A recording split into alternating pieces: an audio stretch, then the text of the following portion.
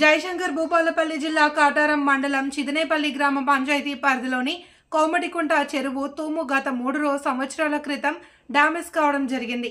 ఈ సందర్భంగా ఊరు వెంకటేశ్వరరావు మీడియాతో మాట్లాడుతూ కోమటికుంట చెరువు ఆయకట్టు సుమారు 150 ఎకరాలు ఉంటుంది అని, గత 3 సంవత్సరాల క్రితం తూము డ్యామేజ్ అయింది అని, దాంతో ఆయకట్టు రైతులు నానా ఇబ్బందులకు గురవుతున్నారని, సేద్యం చేసుకోవడానికి పైపుల ద్వారా నీటిని ఎత్తిపోసుకుంటున్నారని, ఈ విషయంలో జిల్లా కలెక్టర్కి వినతిపత్రం ఇచ్చినా ఇంతవరకు స్పందన లేదని అన్నారు.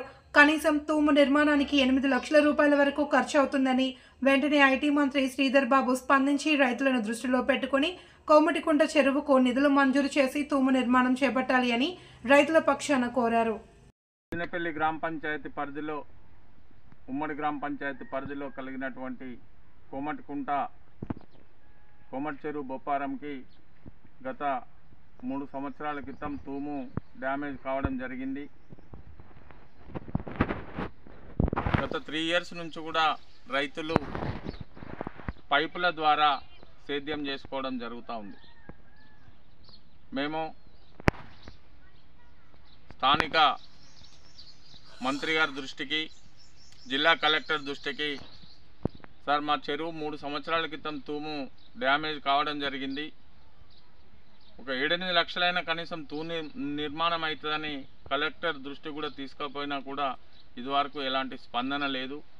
సుమారు కనీసం 130-140 ఎకరాల ఆయకట్టు కలిగిన చెరువు, పెద్ద చెరువు. ఇప్పటికైనా మంత్రి గారు స్పందించి ఈ రైతులు పడుతున్న ఇబ్బందులను తక్షణమే స్పందించి కలెక్టర్ గారికి ఆదేశాలు ఇచ్చి తూము నిర్మాణానికి నిధులు మంజూరు చేస్తే రైతులకు సౌకర్యంగా ఉంటుందని ఈ ప్రాంత రైతుల పక్షాన వారికి విజ్ఞప్తి చేస్తా ఉన్నాం.